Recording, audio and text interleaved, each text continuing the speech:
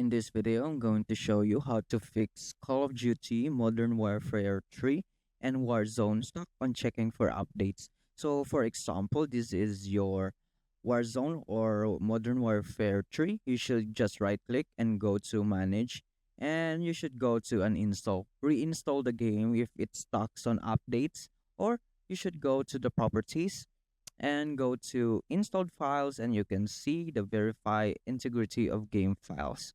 And also, if it still doesn't work, you should go to the search button and search for Windows R. Just click Windows R and go to local app data, and you should delete the folder of Modern Warfare and your Warzone in here.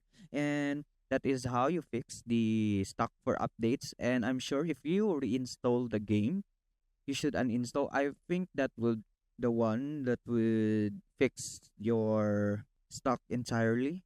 And the other one is just to turn off your antivirus, because it maybe causes the antivirus to something like block the update or something like that. And that's it.